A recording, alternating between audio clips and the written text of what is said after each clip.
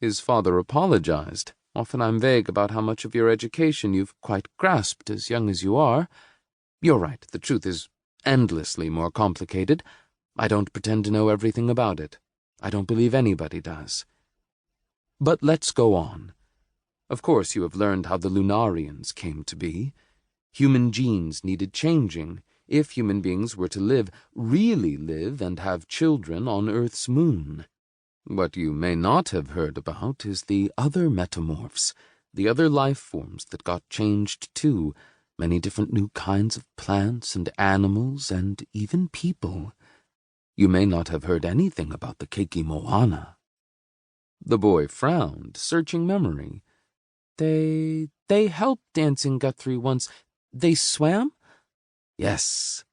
Intelligent seals, his father said. The boy had encountered full sensory recordings of the ordinary species. They lived with a few humans like dear friends, or more than friends.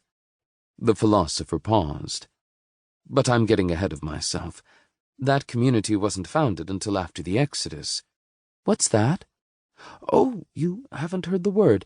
Doubtless it is rather archaic. In this case, Exodus means when Guthrie led our ancestors to Demeter.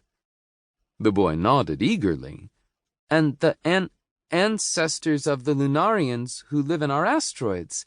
They all had to go. Not strictly true. Probably they could have stayed. But they wouldn't have been happy, the way everything was changing and Fireball itself soon to be no more. Because of the machines? No, that isn't right either. Don't forget, people have had machines of one kind or another for ages. They made the machines better and better, till at last they began to build robots which can be programmed to do things without a person in control. And then, finally, they built Sophotex, machines that can think and know that they think, like you and me. Now the boy's voice took on the least tinge of fear. But the Sophotex, they made themselves better yet, didn't they? His father put an arm around his shoulders. Don't be afraid. They have no wish to harm us. Besides, they're far away at Sol. Yes, Earth has come to depend on the cybercosm, all those wonderful machines working and thinking together. That's made Earth very different from what we have here. The philosopher stopped, knowing how readily dim fears arise in children and grow until they leap forth as nightmares. Already he had softened his utterances. He did not know what the cybercosm portended for humankind. Nobody did, maybe not even itself. Let him set the little heart beside him at rest as well he could. But it's still Earth, the Earth you've been told about, he said. The countries are still all in the World Federation, and the Peace Authority keeps them peaceful, and no one has to be hungry or fall sick or go in fear.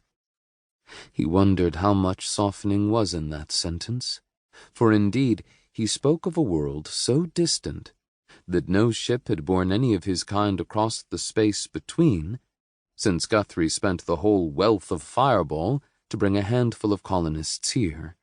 Communication with it had virtually ceased.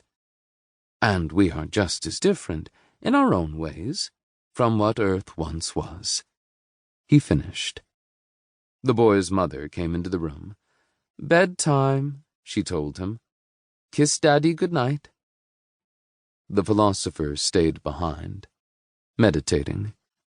A violet dusk filled the old-style windows, for the companion sun was aloft, remote in its orbit. Presently he rose and went to his desk. He wished to record whatever ideas occurred to him while the news was fresh. As yet they were unclear, but he hoped that eventually he could write something useful, a letter to the man his son would be.